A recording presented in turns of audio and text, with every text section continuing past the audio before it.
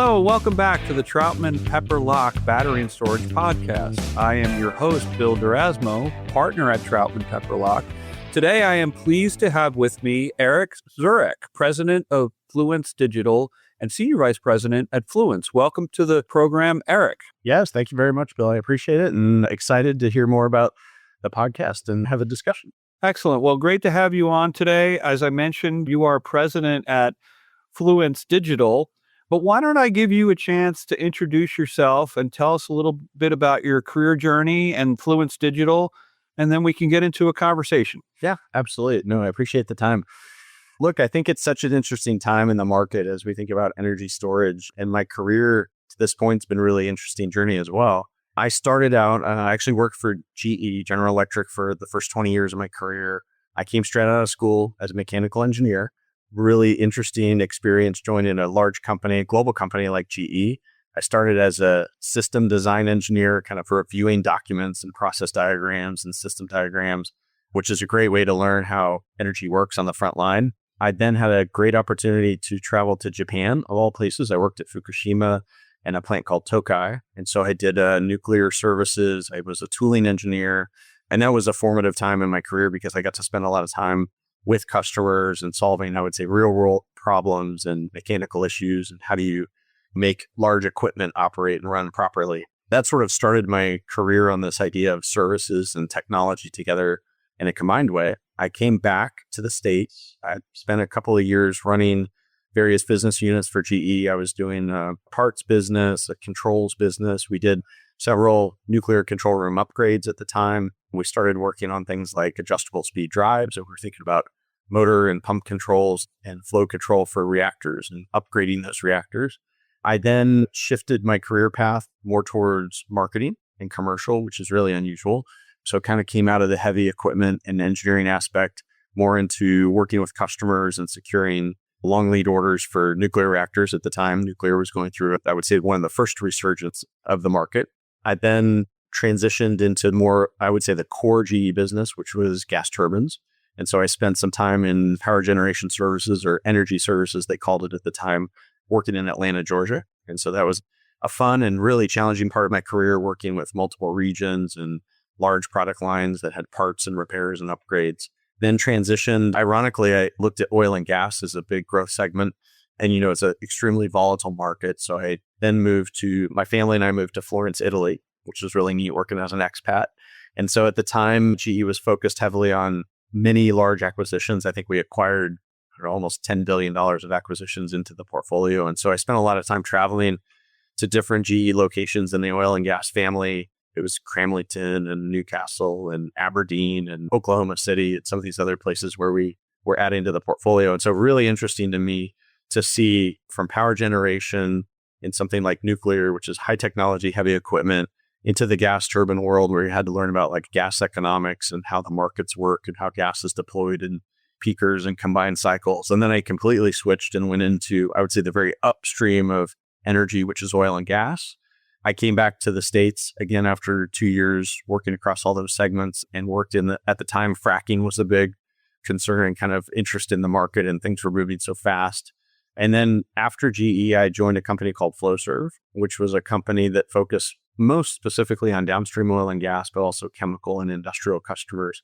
And so again, thinking about this like whole energy value chain from pulling energy out of the ground, processing it, refining it, seeing it in utilization, and then how power gen interacts with the rest of the energy markets. I was then recruited out of Flowserve because I had started a small software business within that aftermarket services company, that part of Flowserve, and Fluence called. And it was just a really interesting pivot for me to then sort of end up in renewable energy and specifically battery storage, which is such a unique part of the renewable value chain and the power generation value chain.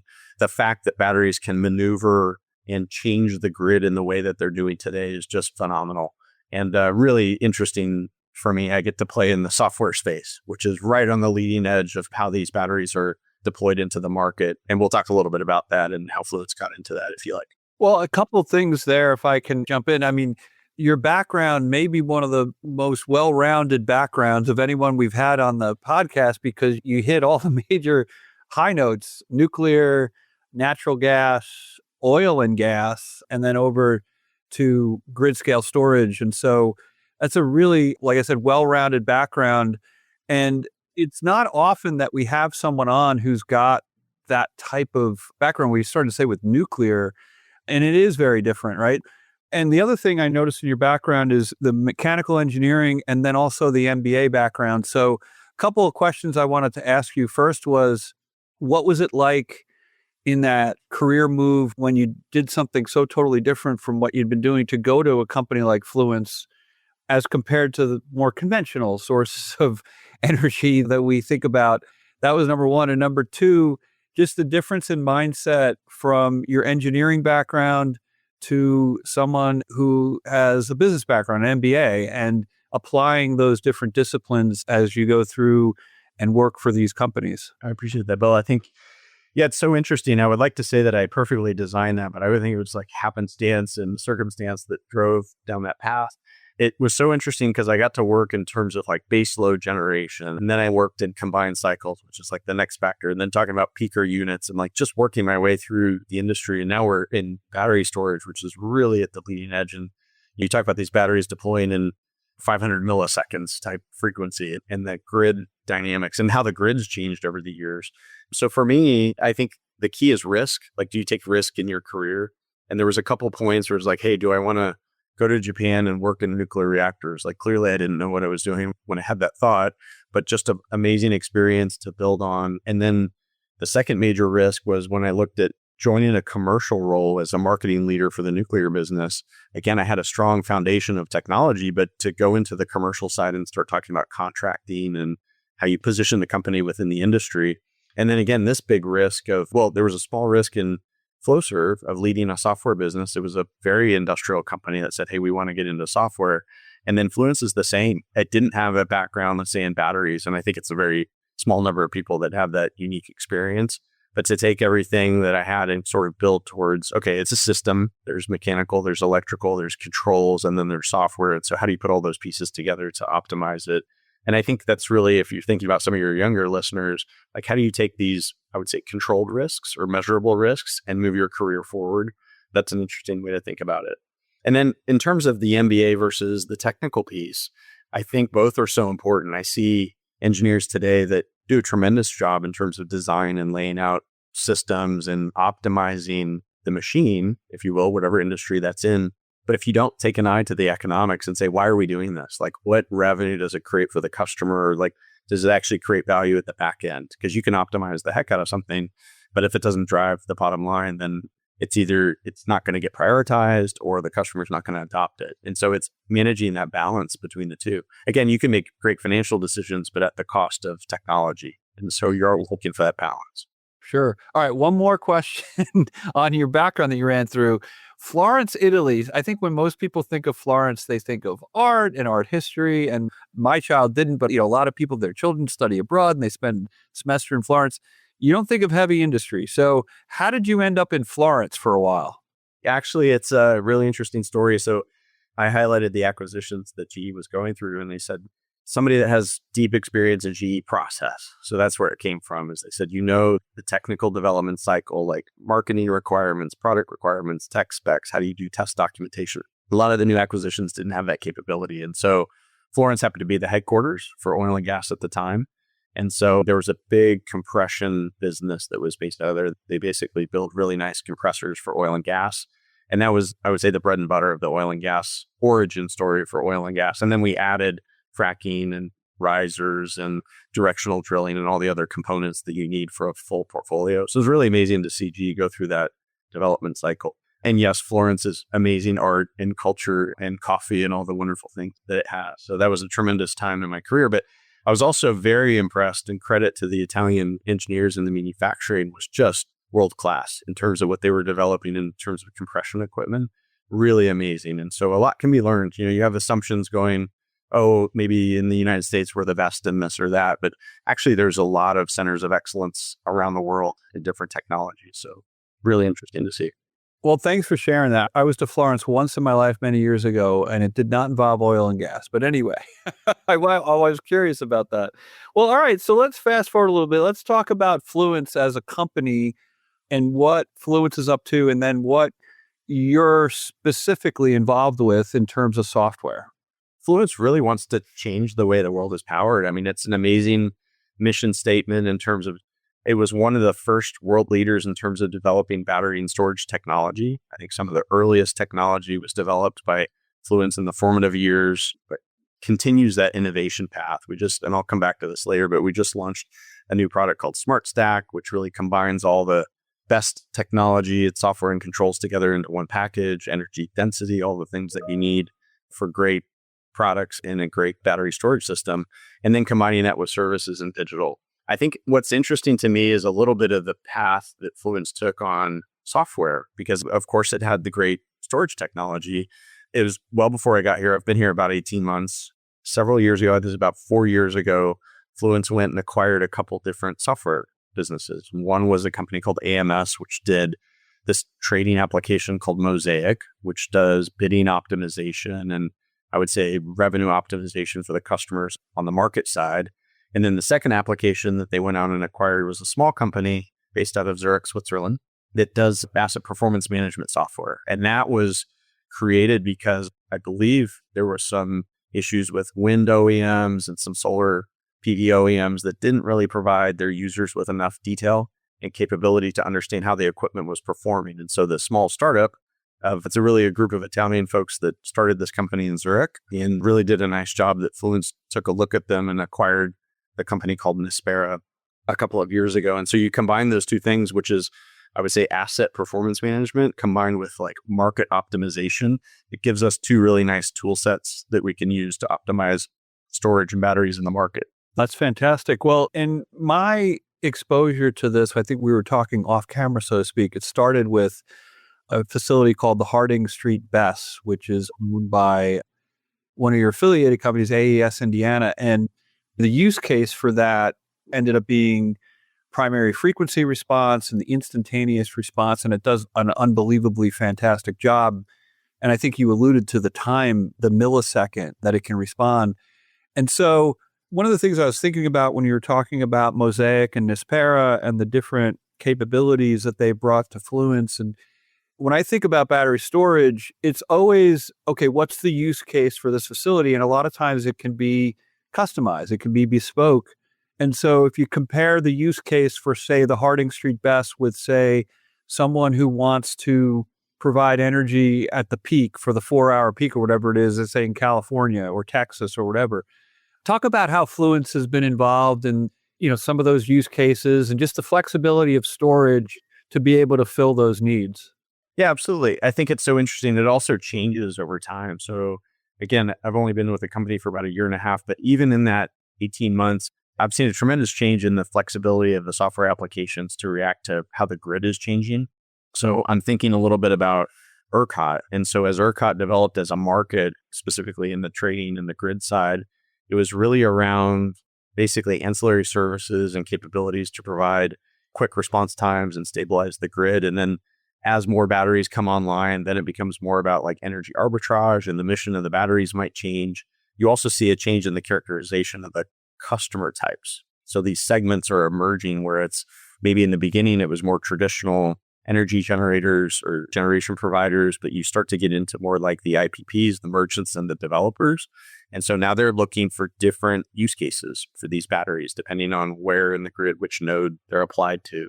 I can see even within a single site, the battery can be partitioned to do multiple missions, let's say. And so you might have some that's basically on a demand basis, and then you have other parts of that site that are providing grid resiliency, for example. And so the ability to respond and act as a shock absorber to the grid. So we see that with some of our clients. One of them I'm thinking of in Australia recently is doing, let's say, virtual tolling for the battery. So they're providing, let's say, access to that energy storage capacity into the market to other providers. And so you see all these dynamic changes in the economics of how batteries can be deployed. It's only going to get more complex as we go. It's not going to get simpler. And I think that speaks to the requirement for software to be able to adjust to the market and provide all these different services. I think rewind the tape on Mosaic, which is our trading application, just a couple of, let's say, design features to be able to handle 4 or 5 different capabilities in a single market. Now we're reaching like 7 or 8 or 9 different modes for the batteries. And so to be able to operate with that flexibility is really important for some of our customers. Oh, yeah. Well, I just think about PJM and the challenges, just using that as an example, because I think a lot of regions are in a similar spot. But the challenges where they say, oh my gosh, we've got all this load growth, mainly driven by data centers and AI, but there's other things too. And the way that they need to bring resources online quickly, and the fact that storage, you could co-locate it with a lot of different other types of resources. And then you're talking about the flexibility and how you can deploy it for multiple uses in a location. So I think it gets into maximization. So what do you see as the single most important way to generate more value from energy storage assets? And what role does AI play compared to human expertise in driving value? Yeah, it's a really good question. So I'll try and keep it simple, but it's kind of a complicated answer. The way I think about it is two parts of it. There's the revenue generation side, which to me is the more tangible piece. So if you're thinking about how you maximize the value of the battery in the market, clearly it's with the revenue optimizer. It's with something like a Mosaic, and there's others out there that do this. But you've got to maximize your bid strategy the day before. So that's the day ahead market. And then you get into the real-time market where you're adjusting on every 15 minutes or every 5 minutes. And so if you think about human trading at that level, it wouldn't keep up with the capabilities of the battery. I think a lot of people know that, but it's just having software be able to create bids into the market in a real-time basis. It's something that can only be done. And now you're talking about like 6 or 7 different modalities for that battery. It just gets highly complex. And then the grid changes throughout the day. You might have a disturbance, you might have a weather event. The software is able to react to that. So again, still on this first part of revenue generation, you talked about like human interaction. So it would be easy, as a software guy to say, oh, the software can handle all of that. In fact, what they talk about is human in the loop or human on the loop. The traders have to have an ability to intervene, or we'll talk to a lot of customers. They do have good trading experience and gut instinct. And so they've asked us for, let's say, we call it like an override button, but it's something called volatility mode that says, hey, there may be an opportunity I want to take advantage of. I don't want to go full auto. Can I somehow manipulate the trading application to take advantage of something that I see or hear? And so I think it's important. You've got to have that trading expertise. So again, thinking like numerically, what does that mean? Typically, software gives you like a 50% lift on your trading performance. And then if you add a human on top of that, it's probably another 10 to 15% adder on top of that. And so it's really humans working with the software together that gives you the maximum benefit. So that was part one answer. Part two is on the APM side. So I also think about asset availability. And so that's really important. So you want to maximize the assets in the market that you have in your portfolio.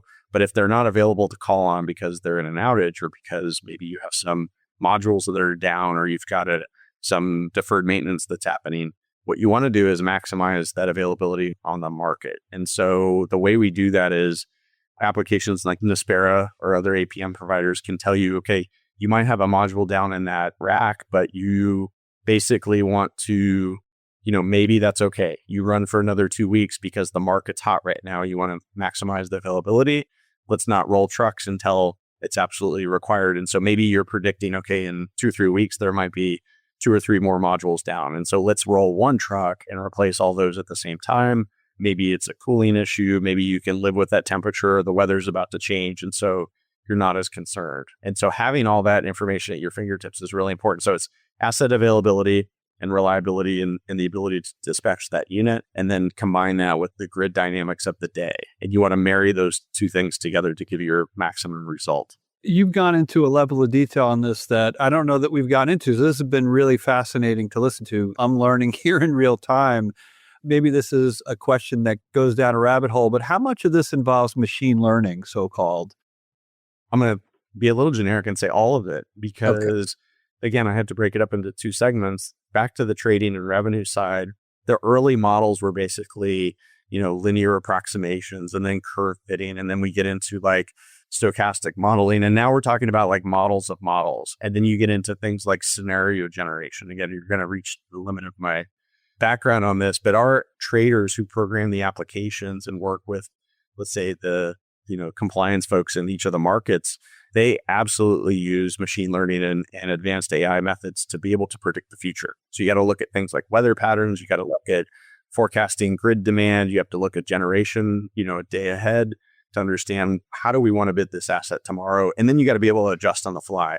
So the computations are running in the background all the time. Again, flipping over to the equipment side, again, this is where all my service background is really interesting, because I think about asset performance and availability and reliability of the asset. You can look at things like, and this is something that we're actually just now releasing to a couple sites, where you look at things like thermal degradation of, this would be like a pressure in your cooling lines. These are liquid cooled machines. And so you're looking at things like when there's a pressure drop, maybe you have a leak in the system somewhere. And so as you're circulating that cooling water, that's a pre-indication of potential failure, or maybe it's just standard degradation over time.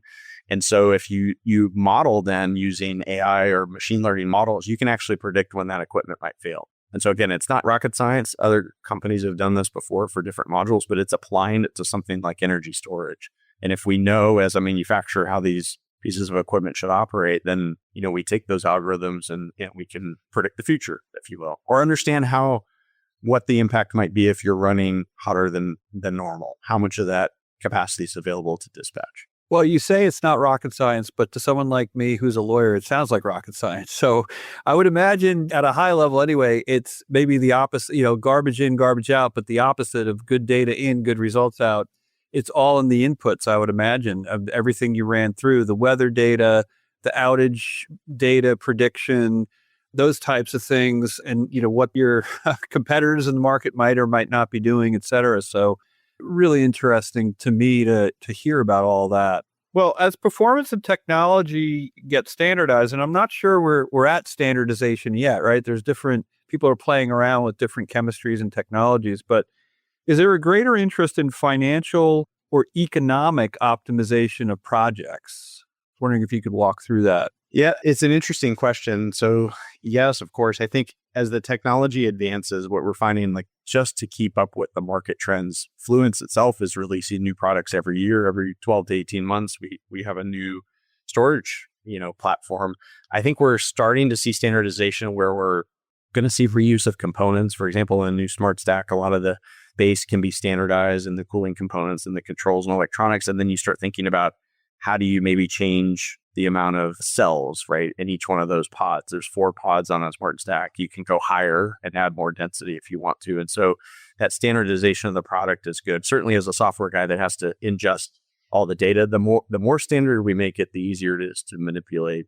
I think what's also interesting, your second part of that question was around like financial certainty, or how does like the economics change?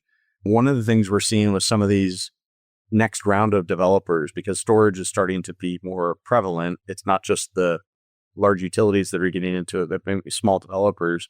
They don't need a lot of folks to do this, but they do need capital. And so one of the recent questions that we've seen is they said, how does Mosaic help me give greater certainty? So once I understand how the battery can perform in the market, can you provide guarantees? And so the more experience we have, we say, yes, we know how the battery is going to perform at this node, at this market conditions, over this time frame. We can give you greater certainty, which allows you to then maybe get a financial backstop. So that's either through like an insurance provider, or their financial providers look at something like, okay, who are you going to use as your OEM? There's various OEMs. Who you're going to use as your optimization engine. And then if you use somebody like a Fluence that has credibility, okay, we could see the path to a certain base load of revenue generation. That's a little bit of a complicated answer, but by having that certainty with somebody like Fluence, then they can go to their funding sources and basically provide better guarantees. And that allows them to secure the capital to move the project forward. So we're excited about that. That's almost like using software as like an enabler for project finance, if that makes sense. It gives the financiers confidence, right? If you have a proven track record, then they're going to be more willing to provide the capital, whether it be in debt or if they're going to come in as an equity investor. And maybe we could pause on that. And I know we're talking a lot about technology and software and all, but I'm curious because it's such a fascinating time in the capital markets right now, I think. And I don't know what you're seeing, any observations you're willing to share on that front. I'm always interested in the capital raise aspects, the difference between going with debt versus equity, those types of questions. First, I would say I'm not an expert in that at all by any means. I'm on the software and equipment side, so that's where my point of view is. What I can say is it's been interesting that the conversations have shifted, and where we would typically have customers say, well, how does Mosaic predict the bids, or what is the engine behind it, or tell me about the analytics. Those questions are starting to drop to the background. And in the foreground is like, how can you guarantee the financial performance of this asset? It's really interesting because we're almost spending more time with like the frontline project developers rather than, serving the traders so much. We still, of course, right, serve all the existing clients, but that's going to allow more capital to come in. I also see the economics of batteries changing. So again, not speaking as a financier, but as an OEM provider with Fluence, right, the cost of capital is dropping. I would say the requirement for service certainty and trading performance certainty is going up.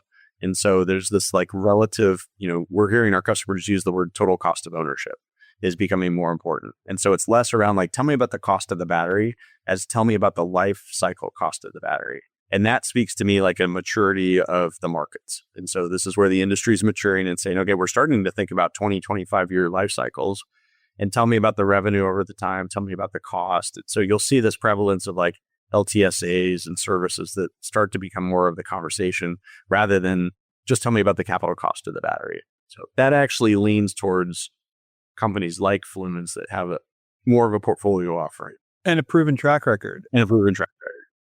That's a fascinating insight and someone who's close to it to hear that, because it does have all the earmarkings of maturity.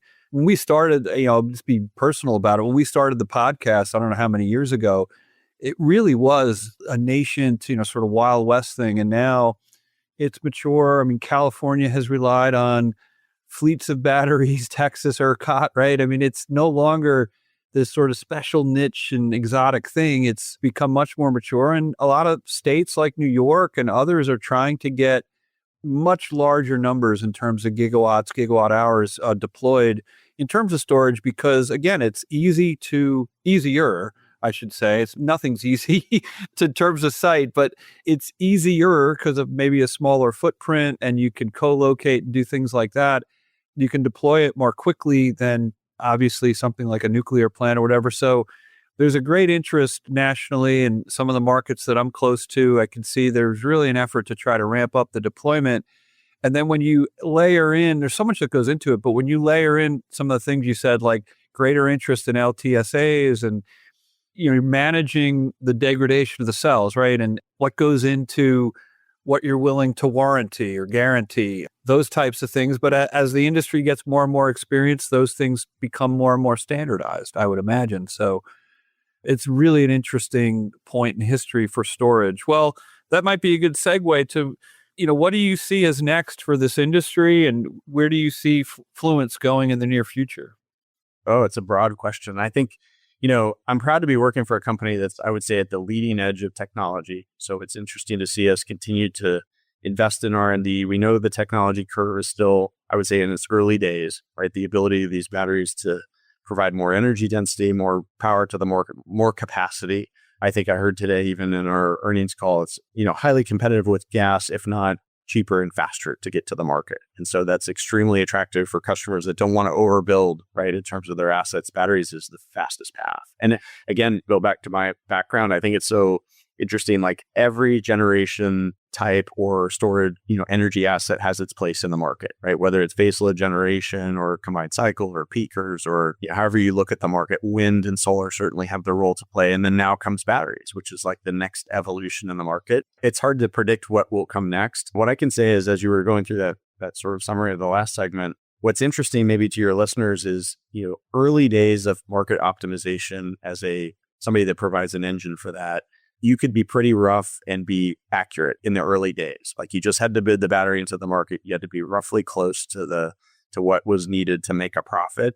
What we're finding as the markets mature is your system has to be that much more refined and that much faster. And the algorithms have to be that much more accurate because more batteries come onto the grid. It almost, I won't say saturated, but there's so many people that have now flexible generation that to make money, you're going to have to be that much faster and that much more refined. And so that just tells me, like in the world of software, you have to continue to develop. You got to make your algorithms better than the next guys. And I think that's an interesting path. I think what's next for energy storage, you'll see maturity in these markets.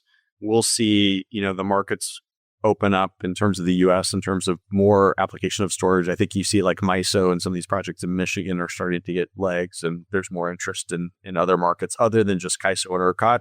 Those were the fastest to develop because of the most opportunity there. But I think you'll see it in the rest of the US. And then I'm excited about around the world. So I think we're in something like 30 countries around the world with Nispera. So we already are soaking in data from all these different types of assets around the world. For Mosaic, we're still in the beginning phases of the story. So we're in CAISO today, we're in ERCOT, we're highly successful in Australia and the NEM. We've got some early projects going on that look very successful in Japan. And so as these markets mature, like Japan, that starts adding, energy storage to the mix, that's just a whole new market that's going to develop both for the equipment side, for the service side. And I think you'll see more players, becoming more multinational, I guess is probably the short answer. So you got to be able to be dynamically involved in all these different markets, which have all different requirements. Sure. Well, let's say I'm a company that we have the responsibility to serve load, pick your region. I'm more focused in the United States, obviously. So I don't know, say I'm in PJM or MISO or wherever I am, SPP, New York. And I know New York, by the way, is going out for different tranches of, RFPs to get more storage deployed. But let's say I'm working with one of these organizations and I look at it, I say, gee, I got to deploy storage because of all the advantages you said. It's quicker to get deployed, it's easier, et cetera, as compared to a conventional resource. And I want to work with Fluence. So how do I go about that? Yeah, absolutely. I would say, reach out to any of the folks on the Fluence leadership team. And certainly we have a well-tooled sales team that's able to work with the customers. I think it's looking at, what's the location that they're citing? What's the permitting time? What are all the requirements that are needed? What's the right use of technology? Even within Fluence, we have several different products or different generations that are best fit for that particular application. And I think going through like the economics of the deal, I think that's really, really important. And as I mentioned, it's not just about low cost. Let's look at the life cycle. Let's look at things in the battery world that talk about augmentation and like repowering that asset, a couple times over the life, and how are we going to service the asset over the lifetime?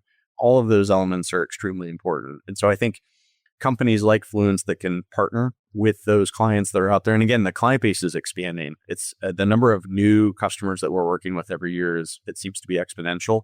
It started in the early days with just a handful of folks that were kind of experimenting in the space. But now, like I said, it's becoming a much more mature market. On the use case issue again, I'll give you one more hypothetical. I could talk about this all day, so I apologize if we're going long, but no, it's interesting. But let's say I'm with some company in one of these regions and I'm looking at a retiring generator and I say, gee, we're going to have some issues with voltage support or maybe my favorite, primary frequency response.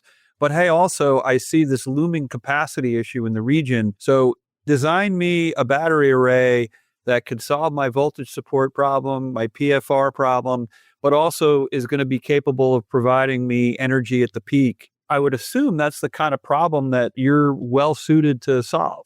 That's right. We love those problems, and we can work with EPC partners. If the client has one, we can bring in our own partners that do, I would say, full scale development of the project and what are the requirements. And again, like I mentioned, the mission of these batteries might be, like you said, it could be voltage control, it could be response frequency, it could be understanding, the energy arbitrage piece of it. And maybe, like I said, this one customer in Australia starts to look at things like virtual tolling agreements. So now you're parsing out parts of the battery for different activities, which is really fascinating. So I think, again, it's still early days of the market. I mean, it's going to be very interesting as this thing goes for the next 20 years. Like, how does it develop? And the more storage that's on the market, it just makes it that much more complex. All right, one last question. Alternative technologies. I assume Fluence works mostly with lithium ion or lithium ion variations maybe, but we've had others on the program that have talked about things like vanadium and iron and zinc and different things. Where do you see the market for those other types of battery chemistries or technologies going? Yeah, I would say, I think we're hopeful on, technology continuing to push forward. Right now, the mission has really been standardizing on a singular cell like form factor, because what we're seeing is the tremendous demand on volume. And so one of the things that we've talked about recently is like having that domestic content in the US. So we're spinning up these different, I would say, component factories, whether it's enclosures or modules or, cell production lines and that sort of thing. And in order to get scale, you've got to standardize. So for now, Fluence is kind of focused on like, what's the technology that's proven and available today? Sure. But we can have engineers. There's a whole technology team sitting down the hall from me that's looking at specific, technology, long form storage, higher density. You've got these 500 cells that have the ability to provide more power, but there's always a trade-off. Maybe there's a thermal trade-off. There's a performance trade-off. Maybe there's a life cycle trade-off. So like anything, I think the industry will start to standardize on a few things, but you have to keep one eye to the future. Like, what are we developing? And in the software space, we do the same thing. We're trying to outguess, right? And figure out, okay, what else could be coming down the line in terms of new technology for software? How do we apply AI? I think, back to the APM space, something like prescriptive analytics. So one of the things our application does very, very well is Nispera takes in tons of information. It coordinates it. You can drill down into specific failure modes. You get reports. There's a dashboard. But again, we have customers that say, well, can you tell me what to do next? Right? That's such an interesting problem because maybe you can apply AI to, it's basically like generative AI that says, hey, based on all the conditions, here's exactly what you need to do for this particular battery module at this site, right? We haven't even explored that option. And I think we're starting to look at it. But now you think about, wow, there's all these different uses of AI that could be out there for the future. So I think it's, you got to maintain some portion of your team looking at technology and what could be coming down the pipe. Well, that is fascinating. I always like hearing about those longer term issues. Well, I think we should leave it there. We've gone longer maybe than we planned, but that's my fault because I was so interested in some of the issues that you were raising and I just had to ask some questions. So I really appreciate you being on the program today. Folks want to learn more about Fluence. You go to their website, you contact one of their leadership team members, contact Aric, and you can work with a global market leader delivering intelligent energy storage systems, services, and asset optimization software. I'll give you the last word, though, Aric. I really appreciate the time. I hope your listeners found something interesting in this. And I love talking about it myself. It's so fascinating to be on the front edge, the leading edge of technology and software in a space that's a market that's just developing. I think just getting its legs, and I think you'll see it accelerate through the next 10 years. So excited about the future and really appreciate your time. And thank you. Copyright Troutman Pepperlock, LLP. These recorded materials are designed for educational purposes only. This podcast is not legal advice and does not create an attorney-client relationship. The views and opinions expressed in this podcast are solely those of the individual participants. Troutman does not make any representations or warranties, expressed or implied, regarding the contents of this podcast. Information on previous case results does not guarantee a similar future result. Users of this podcast may save and use the podcast only for personal or other non-commercial educational purposes. No other use, including without limitation, reproduction, retransmission, or editing of this podcast may be made without the prior written permission of Troutman Pepperlock. If you have any questions, please contact us at troutman.com.